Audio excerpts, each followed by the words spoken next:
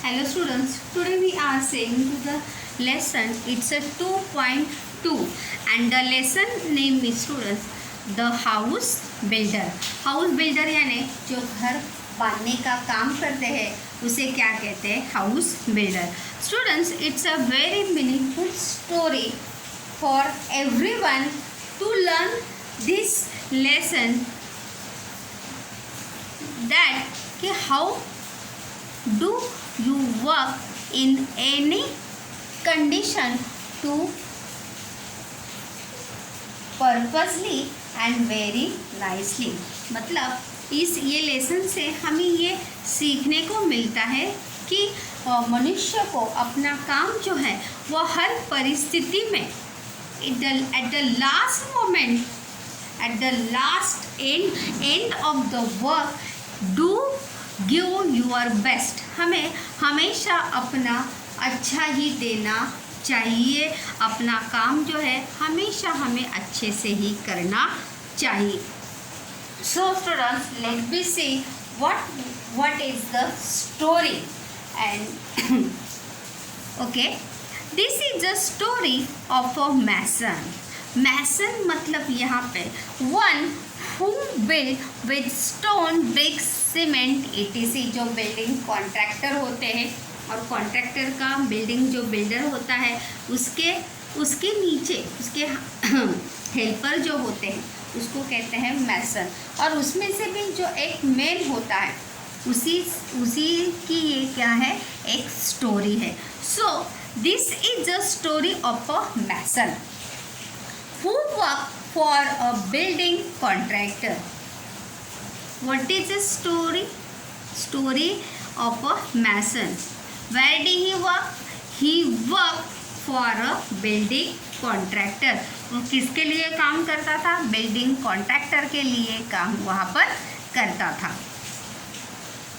The mason always strove to do his work to perfection. Students, यहाँ पर एक छोटा सा ग्रामर जो है मैं यहाँ पर आपको बताना चाहूँगी कि द मैसन ऑलवेज यानी हमेशा, स्ट्रोव यानी ग्रेट एफर्ट्स, हमेशा जैसे कहते हैं ना कि यू डू योर बेस्ट, हमेशा अपना काम जो है वो कैसे करता था? बेस्ट. स्ट्रोव टू डू यानी करना. देखिए, जब भी वर्क के आगे पहले देखिए क्या बोलूँ जब वर्ब के पहले कौन सा प्रत्यय लगा है? जब टू लगता है, क्या लगता है? टू लगता है तो उसको क्या कहते हैं? Infinitive words. क्या कहते हैं? Infinitive words. कभी ओनली वर्ब, सिर्फ वर्ब के पहले जब क्या लगा हो? टू लगा हो तो उसे क्या कहते हैं? Infinitive words. तो यहाँ पे टू डू, हम यहाँ पे जितने लेसन में जितने भी इन्फिनिटिव वर्ड्स आएंगे यू अंडरस्टैंड. और यहाँ पर आपको याद रखना है, सिर्फ यही बात याद रखनी है कि वर्ब के पहले जब टू लगा हो तो वो क्या होता है? Infinitive words. Only words, not the noun, not the adjective, not the pronoun, only verb, क्रिया के आगे. His work to perfection. Perfection यानी एकदम अच्छे से, सफाई से, एकदम अच्छे से वो अपना काम जो है वो हमेशा करता था. As soon as a house had been designed by the architect and details finalized by the engineer. As soon as a house had been designed by the architect. Architect जो है वो घर का डिज़ाइन जो है वो क्या करता है? Who designed the house? Architect designed the house and details finalized by the engineer. और वो पूरा विवरण जो है मतलब क्या करना है, कैसे, what to do, how to do. Who decided? Engineer decided. And who finalized? Engineer finalized. Engineer, architect जो है घर का डिज़ाइन बनाता है और उसे फाइनलाइज कौन करता है? इंजीनियर करता है. Who finalise the design? engineer, and who made the design? Architect. The contractor would send for the mason and leave the responsibility of building the house to him. और उसके बाद ये contractor would send for the mason, और ये पूरी जिम्मेदारी जो है बिल्डिंग कॉन्ट्रैक्टर किसे देता था? मैसन को देता था। देखिए, the contractor would send for the mason and leave the responsibility यानी जिम्मेदारी of building the house to him, पूरे घर बनाने की या पूरा उसका ध्यान रखने की जिम्मेदारी जो है वो किसे दी जाती थी? मैसन को दी जाती थी। The mason would then without wasting any time start his work, और मैसन भी बिना रुके अपना काम जो है वहाँ पर क्या करता थे? स्टार्ट कर। Who start this work? The mason start his work without wasting a time. Wasting यानी व्यर्थ, टाइम यानी समय, स्टार्ट यानी शुरुआत करना। Who start his works? Mason start his works without wasting a time. Who sent to the responsibility of building the house to him? The contractor, the building contractor, the sent for the mason responsibility of the building and the house. He would take great interest in his work of building and do it with full dedication. It's the most important thing is any work, any field which main things he will take यानी लेना, great यानी बहुत ज़्यादा। देखिए यहाँ पर great का अर्थ जो है वो वहाँ पर महान नहीं है। What the meaning is great यानी बहुत ज़्यादा। He will take great interest यानी रुचि in his work of building and do it with full dedication यानी बड़ी ही श्रद्धा से, डेडिकेशन यानी समर्पित भावना से या समर्पित भाव से वो अपना काम जो है वो करता था। Who take great interest in his work? Mason take great interest in his work of building and do it full dedication. Full यानी पूरी तरह से समर्पित भाव से अपना काम जो है वो मैसन करता था। टेक यहाँ पे क्या है? वर्ब है। ही यहाँ पर क्या है? प्रोनाउन से याद रखिए। Interest is also noun is here now and work is a verb. He made sure that he used the best construction material of high quality. The measurement of the walls, doorways, arches, etc. देखिए इसकी qualities यहाँ पर क्या थी? He used, who used? The mason used the best construction material. Mason जो है अपने construction site पर हमेशा बेस्ट कंस्ट्रक्शन मटेरियल यूज करता था। What the construction material? It's a cement, Yeats, रेती, ये सब उसे कहते हैं construction material of high quality यानी गुणवत्ता, हाई यानी सबसे सर्वोत्तम।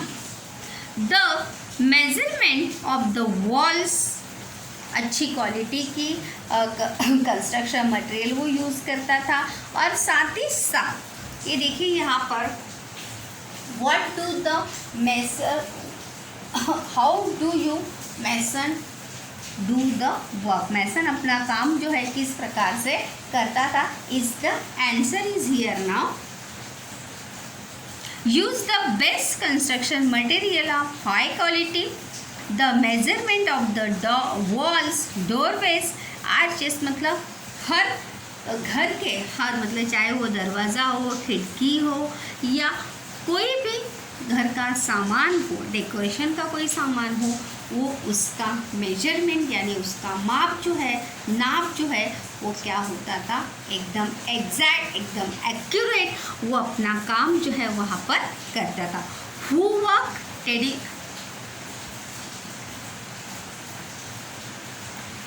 वेर परफेक्ट, परफेक्ट यानी एकदम अच्छे से, परफेक्शन, ही do the works in perfection. Who works, mason works, and he gave an excellent, excellent is the adjective, excellent यहाँ पर क्या है, adjective है, and appealing finish to whatever he built, मतलब वहाँ पर जो भी उसे काम दिया जाता था वो अपना काम जो है अच्छी तरीके से वहाँ पर वो कंप्लीट करता था।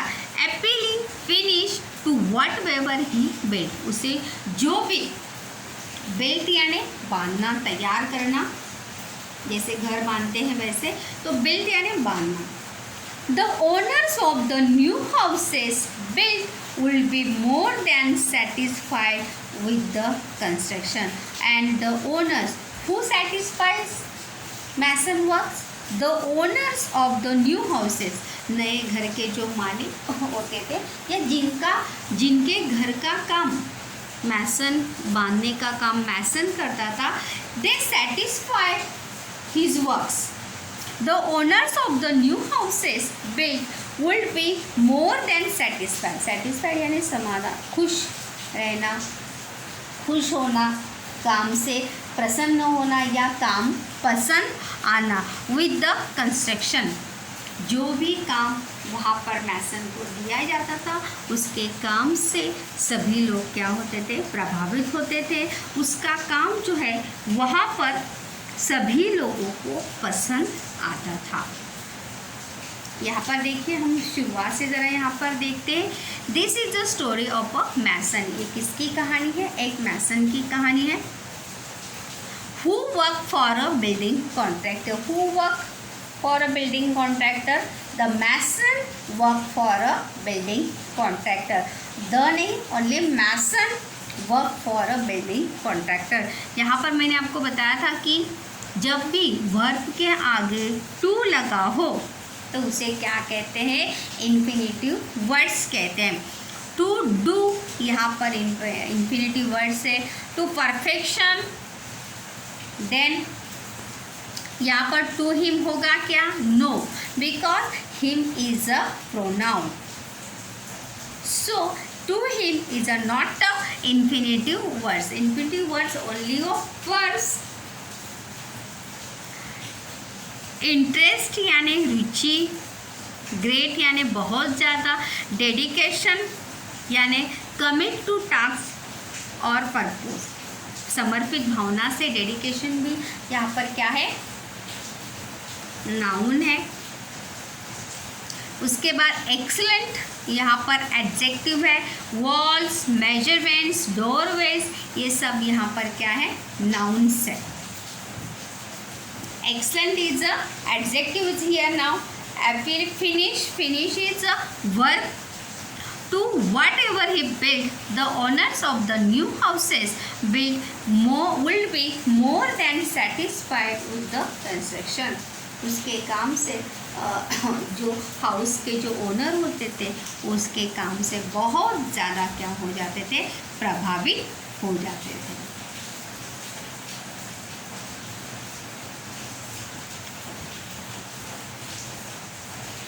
Because of the zeal, zeal is an adjective, zeal यानी it's a energy, great energy, बड़ी ही एनर्जेटिक, मैसन जो था अपना काम बड़े ही एनर्जेटिकली करता था।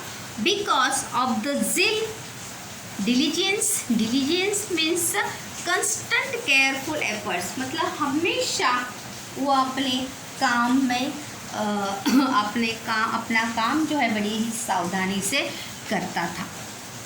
लॉयल्टी, देखिए यहाँ पर what are the qualities is mason in this passage.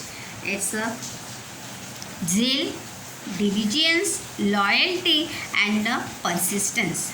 Loyalty यानी ईमानदारी, persistence यानी कंटिन्यूस एफर्ट्स, हमेशा प्रयास करते रहना, बिना रुके बिना थके हमेशा वो अपना काम जो है अच्छे से करता था. These are the qualities here now. Because of the zeal, diligence, zeal यानी देखिए zeal, diligence, loyalty, persistence, ये सब क्या है यहाँ पर एडजेक्टिव है. कभी कभी देखो क्वेश्चंस भी आता है, राइट आउट या find out the describing word from the passage. I say now कि एडजेक्टिव भी डिस्क्राइबिंग वर्ड ही होते हैं. तो यहाँ पर जितने भी एडजेक्टिव आए हैं, you should be right here now the describing word. zeal, diligence, loyalty and persistence that he display in his work. display यानी दिखाई देना, उसके काम में ये सभी क्वालिटी जो है दिखाई दे देती. किसके काम में? मैसन के काम में. which quality in this mason now?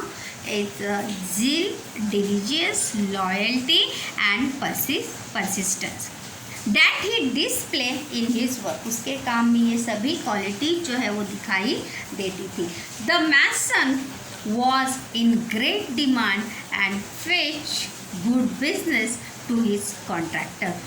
The mason देखिए, the mason was in great demand. demand यानी मांग होना, मतलब वहाँ पर मैसन के काम करने के तरीके से लोग इतने ज़्यादा खुश थे कि सभी लोग कॉन्ट्रैक्टर के पास किसकी डिमांड करते थे? मैसन की डिमांड करते थे कि हमें इससे अपना काम, घर का काम, घर बांधने का या बंधवाने का काम हमें किससे करवा के लेना है? मैसन से ही करवा कर लेना है. This sentence is meaning is here now, the mason was in great demand. great यानी बहुत ज़्यादा, डिमांड यानी मांग. अभी यहाँ पे उसकी मांग होती थी क्या? नहीं, मतलब सभी लोग चाहते थे कि मैसन ही उनके घर का काम देखे या मैसन की देखरेख में ही उनका घर का काम हो. And fetch good business to his contractor, और इसीलिए उसके जो कॉन्ट्रैक्टर या जैसे हम उसे बॉस भी कह सकते, उसके मालिक जो थे, जो कॉन्ट्रैक्टर था उसे उसकी वजह से, किसकी वजह से? मैसन की वजह से उसका बिजनेस जो है बहुत ही अच्छा चलता था, या उसका बिजनेस जो है बहुत अच्छा चल रहा था. Fetch good business to his contractor, उसका बिजनेस जो है अच्छे से चलता था. Subsequently the contractor recompensed the mason handsomely with a very good salary. He could meet the needs of his family sufficiently without any scarcity. देखिए, और इसके बदले में, subsequently मतलब इसके बदले में या इसके उपरांत, subsequently the contractor रिकम्पेंस यानी मनी, रिपे करना, जैसे सैलरी कहते हैं. रिकम्पेंस यानी सैलरी, तनख्वाह. Subsequently the contractor recompense the mason handsomely. यहाँ पे देखिए हैंडसमली यानी हैंडसम नहीं, खूबसूरत नहीं, यहाँ पे हैंडसमली. देखिए, जब भी यहाँ पर ना यल वाई, देखिए यल वाई ये प्रत्यय लगता है. क्या लगता है? यल वाई ये प्रत्यय लगता है, तो वो क्या हो जाता है? एडवर्ब हो जाता है. क्या हो जाता है? एडवर्ब. याद रखिए, find out the adverb in this passage. तो जिससे भी यल वाई, विच यल वाई, देखो सब्सिक्वेंटली भी यहाँ पर आया है, हैंडसमली यहाँ पर आया है, सफिशेंटली भी यहाँ पर आया है. तो 3 एडवर्ब इज हियर. एडवर्ब यानी क्रिया विशेषण अव्यय. Subsequently the contractor recompense the mason, और उसके बदले में कॉन्ट्रैक्टर जो है बड़ी अच्छी सैलरी उसे पे करता था। हैंडसमली यानी यहाँ पर खूबसूरत नहीं, अच्छी खासी, with a very good salary, बहुत अच्छी तनख्वाह पेमेंट जो है उसे उसके बदले में मिलती थी। He could meet the needs of his family sufficiently, और इसीलिए मैसन जो है मीट यानी मिलना, और उसे जो सैलरी मिलती थी वो उस सैलरी से अपनी नीड्स यानी ज़रूरतें ऑफ हिज फैमिली सफिशेंटली मतलब बड़े ही अच्छे तरीके से वह अपने परिवार की ज़रूरतों को बड़े ही अच्छे से क्या कर सकता था, पूरी कर सकता था। क्योंकि बिल्डिंग जो कॉन्ट्रैक्टर था, वो कॉन्ट्रैक्टर जो है वहाँ पर बड़ी ही अच्छी सैलरी जो है वहाँ पर रीपे मैसन को करता था, और इसी वजह से मैसन जो है अपने परिवार की सभी ज़रूरतों को बड़े ही अच्छे से क्या कर सकता था, पूरा कर सकता। तो 3 एडवर्ब मैंने अभी यहाँ पर बताया भी था आपको कि जब यलवाई ये प्रत्यय लगता है तो उसे क्या कहते हैं, एडवर्ब कहते हैं। क्या कहते हैं, एडवर्ब कहते हैं। विदाउट एनी स्कैरिटी, स्कैरिटी यानी भय, स्कैरिटी यानी भय। विदाउट एनी स्कैरिटी, बिना किसी भय के या बिना किसी खतरे के या बिना किसी मुश्किल से वो अपनी परिवार की सभी ज़रूरतों को बड़े ही अच्छे से क्या कर सकता था, पूरा कर सकता था। What the reason, because the contractor, देखिए यहाँ पर आया, because the contractor recompense the mason handsomely with a very good salary. Good यहाँ पर क्या है, एडजेक्टिव है। सब्सिक्वेंटली यहाँ पर क्या है, एडवर्ब है। हैंडसमली यहाँ पर एडवर्ब है। सफिशेंटली भी यहाँ पर एडवर्ब है। जैसे कि मैंने अभी बताया कि जब भी यल वाई ये प्रत्यय वहाँ पर लगता है तो उसे क्या पहचानने का, it's a so simple technique is here, या सो सिंपल ट्रिक्स इज कि जब भी यल वाई प्रत्यय लगे तो वो क्या होता है, एडवर्ब रहता है। विदाउट एनी स्कैरिटी, बिना किसी भय के, क्योंकि वो अपने परिवार की सभी ज़रूरतों को बड़े ही अच्छे से उसने क्या किया था, पूरा किया था। क्वेश्चन इज यहाँ पर पर्सनल रिस्पॉन्स का क्वेश्चन हम यहाँ पर देखते हैं students. The personal response question is from this passage now, the what are the qualities Mason,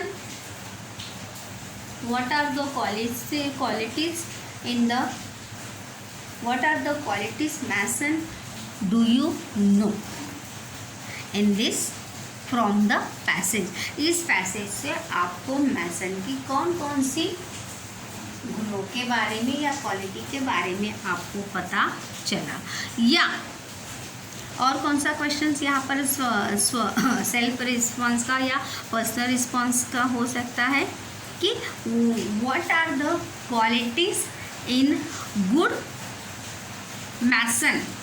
एक अच्छे मैसन में कौन कौन सी क्वालिटीज़ होनी चाहिए आपके, एट यूर ओन ओपिनियन, आपके हिसाब से या आपको क्या लगता है कि कौन कौन सी क्वालिटी जो है मैसन में होनी चाहिए। राइट योर ओन वर्ड्स, आपके खुद के शब्दों में यहाँ पर आपको लिखना है। और जैसे कि मैंने यहाँ पर 2 छोटे ग्रामर जो है यहाँ पर मैंने आपको बताए थे। Let be again I tell you कि जब भी वर्ब के आगे क्या लगा है, टू लगा है, आगे यानी पहले, understand carefully and listen carefully कि वर्ब के पहले, आगे मतलब यहाँ पर डू के बाद नहीं, डू के पहले, जैसे डू के पहले क्या लगा है, टू लगा है। सो टू डू ये क्या हो गया, इन्फिनेटिव वर्ड हो गया। क्या हो गया, इन्फिनेटिव वर्ड। यहाँ पर टू परफेक्शन, परफेक्शन के पहले क्या लगा है, टू लगा है, तो परफेक्शन भी क्या हो गया, यहाँ पर इन्फिनेटिव वर्ड्स हो गया। तो व्हेन और याद रखिए सिर्फ ओनली वर्ब के आगे जब टू लगा है तभी वो क्या होगा, इन्फिनेटिव वर्ड्स होगा। अगर नाउन और एडजेक्टिव के आगे टू है तो वो इन्फिनेटिव वर्ड होगा नहीं। दूसरा मैंने यहाँ पर क्वेश्चन बताया था कि डिस्क्राइबिंग वर्ड जो है वो कौन से हैं, एडजेक्टिव ही डिस्क्राइबिंग वर्ड यहाँ पर होते हैं। तो इस पैसेज में हमने अभी जो फर्स्ट पैसेज हमने देखा स्टूडेंट्स, तो यहाँ पर बहुत सारे एडजेक्टिव यहाँ पर आए थे, dedication, then dedication, zeal, diligence, loyalty, persistency, ये सभी एडजेक्टिव, गुड है, ये सभी एडजेक्टिव यहाँ पर आए थे। And one more grammar I tell you this passage now students, कि जब भी यहाँ पर सफिशेंट, यहाँ पर नाउन को ly ये प्रत्यय लगता है, कौन सा प्रत्यय लगता है, ly ये प्रत्यय लगता है, तो उसे क्या है, एडवर्ब। पहचानने का तरीका याद रखिए कि जब भी नाउन को ly ये प्रत्यय लगता है, जैसे फर्मली, फाइनली, लवली, तो जब भी ly ये प्रत्यय लगता है तो वो क्या हो गए, सब एडवर्ब हो गए। जैसे यहाँ पर आए हैं देखो, सब्सिक्वेंटली, हैंडसमली, सफिशेंटली, यहाँ पर तीन जो है यहाँ पर इस पैसेज में क्या आए हैं, एडवर्ब यहाँ पर आए हैं। होप सो स्टूडेंट्स आपने इस पैसेज से ये चीज़ ज़रूर सीखी होगी कि हर व्यक्ति को, any person his work to best in any cost, हर व्यक्ति को अपना काम जो है अच्छी तरीके से करना चाहिए इन एनी कॉस्ट, किसी भी परिस्थिति में अपना काम जो है, मतलब हमें जो काम दिया है वो हमें अच्छे तरीके से हमें करने को आना चाहिए या हमें करना चाहिए।